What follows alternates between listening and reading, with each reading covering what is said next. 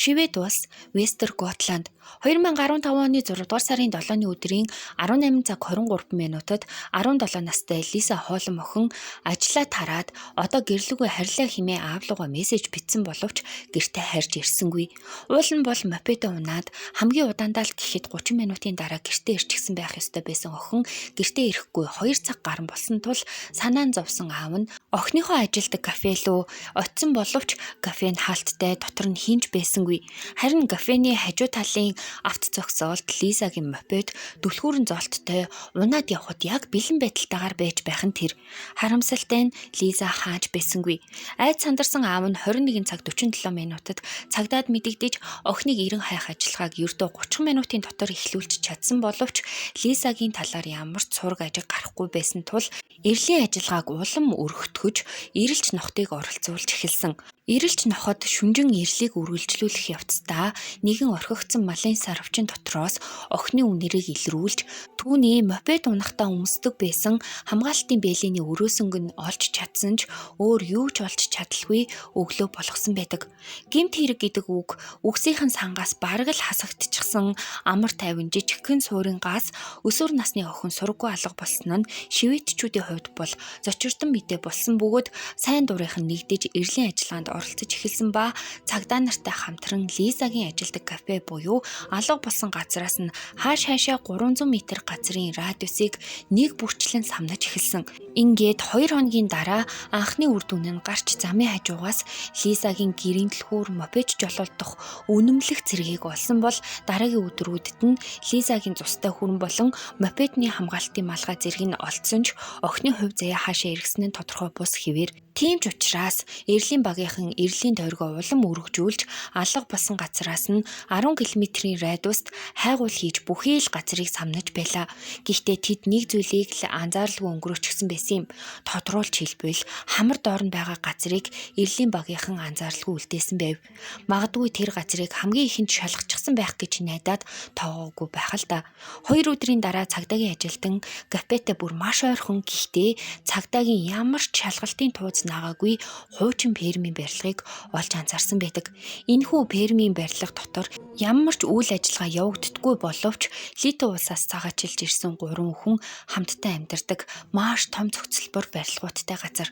Цагдаа нар болон эрлийн ажиллагааныхан хамтдаа фермийн цогцлборт ирэхэд амьдардаг хүмүүс нь гэртээ байж байсан боловч шивэд хэлээр ярьж ойлголцохгүй байснаас гадна дотгош орж хайлт хийхийг зөвшөөрөхгүй байлаа. Яг энэ байдал нь бүх хүний сэжгийг төрүүлж эхэлсэн. Гэхдээ төд удалгүй гэрийн эзэн болох 35 настай Нервис Блевичиус цогцлборт орж нэгжлэг хийхийг зөвшөөрч оруулсан бөгөөд барилгуудад нэг нэгээр нь хайгуулаа хийсэн боловч ямар ч сэжигтэй зүйл байсангүй. Яг нэг жижиг байшингаас бусдна гэж хэлэх нь зөв байх. Тэрхүү жижигхэн байшин нь бусад барилгуудтай харьцуулахад нэлээд жижигхэн байсан бөгөөд гаднаасаа энгийн нэг орхигдсон амбар шиг харагдаж байлаа. Гэвч тэр байшин руу алхдаг зам нь энэ байшин орхигдоогүй шүү гэдгийг тодорхой харуулж байсан бөгөөд өвс нь халзарч илэгдэн шорон зам бий болчихсон байх нь тэр. Энэ жижиг байшин нь хуучин амралтын байр байсан бөгөөд дотроо унтлагын болон хувцас солих 2 хон өрөөтэй байсан бөгөөд хаалгыг нэвдээд ороход цагдаа нарын хизээний танил үнэр үнэртэж байх нь тэр. Тодорхойлбол зогцсны ялзарлын үнэр үнэртэж байв. Ингээд хувцас солих шүүгээний бүх хаалгыг ээлж дараалан онгойлготол нэг дотроос нь Лиза Холм охины ямар ч хувцасгүй нүцгэн цогцс нь гараад ирсэн. Түүний бие дээр нилээдгүй олон тооны хөхрөлт зулгаралт үүссэн байснаас гадна хоолой дээр нь олсоор боомлсон мөр байж байлаа. Харин задлан шинжилгээний хариугаар хүчндүүлсэн уул мөр илрээгүй, үхлийн үндсэн шалтгаан нь боомлолт. Хин яагаад цуны амралтаараа кафед ажиллаж байсан жаахан охиныг ингэж хөнөөсөн болоо гэдэг асуулт хүн бүрийн анхаарлыг татаж байлаа.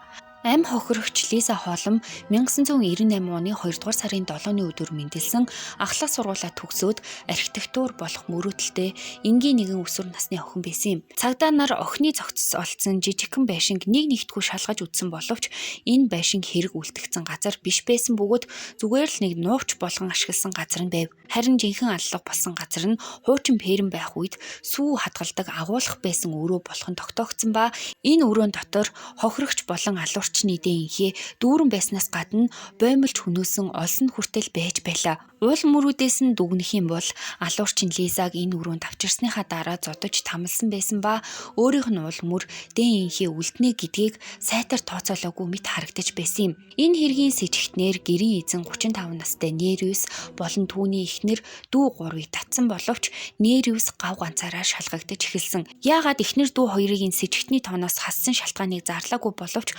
магадгүй тэдэнд баталгаатай нотлох баримт байсан учраас сэжигтний тооноос хасагдсан байх. Мөрдөн шалгалтын явцад гол сэжигтэн Нервсийн компьютер дээрээс 800 орчим хүчирхийлэлтэй порнограф олдсон бөгөөд энэ нь яагаад охиныг тамалсан бэ гэдгийг бараг л тайлбарлаад өгчөж байгаа юм. Нервсийн хувьд Лизаг хулгайлж улмаар тамлан хөнөөсөн гэдэг хэргийг огт хүлээхгүй байсан боловч түүнд өөрийгөө хамгаалах ямар нэгэн нотлохоо байсангүй. Дээрээс нь өөрийнхөө дүүгээр худлаа нотлох баримт гаргуулах гэж байгаад баригдчихсан. Яг уу дүү нь ахаасаа урвчихсан байдаг. Мөрдөн шалгалтын үйл ажиллагааны үр дүнд хэргийн дүр зураг, эвлүүлдэг зураг мэт эвлэрсээр байсан бөгөөд Нервсийн үнэн царайч гэсэн илчлэгдээд гараад ирсэн. Нервсийн хувьд бол гаднаасаа гэр бүлтэй үр хүүхэдтэй гадны улсаас цагаачилж ирсэн хэрнээ маш том фермийн зохицолбор эзэмшдэг гэд өөлөх зүйлгүй мэт санагдаж болох ч яг үнэндээ Нервс бол бэлгийн дур хүслээ ёс бусаар хангагч байлаа. Лизагийн зохицос олдсон жижиг байшин бол түүний новч байсан бөгөөд тэр байшингийн цонх нь Лизагийн ажилдаг кафе руу шууд хардаг байсан учраас Нервс Лиза болон бусад кафегаар үйлчлүүлж байгаа эмэгтэй хүмүүсийг маш сайн ажиглаж чаддаг байсан. Зөвхөн ажиглаач зогсохгүй, өөрийнхөө гаж төсөөлөл дотор гаж хүслээ хангадаг байсан болох нь ханан дээрээс нь олцсон биологи уул мөрүүд нь гэрчлээд өгчихсөн. Уул нь Лиза кафед ажиллаад ердөө хэдхэн 7 хонож байсан боловч аль хэдийн Нервсийн гол бай болчихсон нь туйлын харамсалтай. Лиза алга болсон өдөр яг юу болсон бэ гэдгийг одоо ярив. Тухайн өдөр Лиза хамт ажилладаг 2 хүнтэйгээ хамт кафегээ хаачгаад өөрөө авто зогсоол руу харин хамт ажилладаг хүмүүс нь автобус буудлал руу явсан байдаг. Ингээд охин мопедыг асаагаад хөдөлгөөний даваан дээр Нервс машинтайгаа түүн дээр ирээд газрын хаяг асуусан. Лиза ч яах вэ өөрөө их тусч хүүхэд байсан учраас Нервст туслах зорилгоор мопеднаас буугаад асуусан газрыг зааж өгсөн боловч хэрэгтэн би шивэд хэл мэдэхгүй учраас машинд ороод машины GPS дээр заагаад өгөөч хэмээн хуураад охиныг машиндаа суулгаж суумагцэн толгойлуун цохиж ухаан алдуулаад толгойг нь хагалчихсан. Толгой нь хагарчихсан учраас Лизагийн олдсон хүрмэн бас хамгаалтын малгай нь цус болчихсон байсан юм. Нервсийн хувьд энэ бузар хэрэгээ хэдэн өдрийн өмнөөс төлөвлөж хяналтын камерын байрлал, Лизагийн ажлын цагийн хуваар гээд бүх зүйлийг маш сайн нарийн төлөвлөж үйлцсэн боловч Лизагийн өвхөл түүний санснаас арай эрт тохиолдчихсон. Уул нь төлөвлөгөөний дагуу байсан бол Нервс Лизаг хүчинцснийхаа дараа хөнөөх ёстой байсан боловч охин эсэргүүцэл үзүүлээд байсан учраас эрт боомлчихсан аж. Нервсийн шүүх хурал хэрэг гарснаас хойш 1 жилийн дараа болж өндөрлсөн бөгөөд түүнд бүх насаар нь хорих ялыг оноосон боловч шивэдчүүд түүнийг улсын татврын мөнгөөр тижээлээ хэмээн маш ихэд дургуутсаж өөрийнх нь төрлөх Литв улсын шорнолоо нь шилжүүлж өгсөн. Учир нь Швед улсын нэг хоригдол өдөртөө $500 тэнцэх хэмжээний төсөвтэйгээр хоригддог бөгөөд өрөө тасалгаа нь муухан зочид буудлын өрөөнөөс хавь илүү. Гэхдээ Нервс алдартай гэмт хэрэгтэн байсан учраас Шведэд хоригдож байх хугацаанд ач тэр Литвд хоригдож байх хугацаанд ач тэр хоригдлуудын гарын шүүс болдог байсан. Ялангуяа Литвд очиод бүр байдалд орцсон бөгөөд 2022 оны 8 дугаар сарын 3-ны өдөр хамт хоригдож байсан хоригдол нь түүнийг хутгалаад хөнөөчихсөн байдаг. Нервсийн хувьд бол бас нилээдгүй залтай нэгэн байсан бөгөөд Литв улсад эргэж очиж хоригдсныхаа дараа ахиж давц заалтах шатны шүүх хуралд ороод өөрийнхөө бүх насаараа хоригдох ялыг 15 жил болгоод бууруулад авчихсан байсан. Хэрвээ тэр хоригдол түүнийг хөнөөгөөгүй байсан бол Нервс хэдхэн жилийн дараа л суллагдаад гараад ирэх боломжтой байсан. Энэ удаагийн маань хэргийг хүрээд өндөрлөж байна. Таалагдсан бол лайк дараарай, сувгийн маань дэмжээ, subscribe хийгээрэй. Баярлалаа. Баяртай.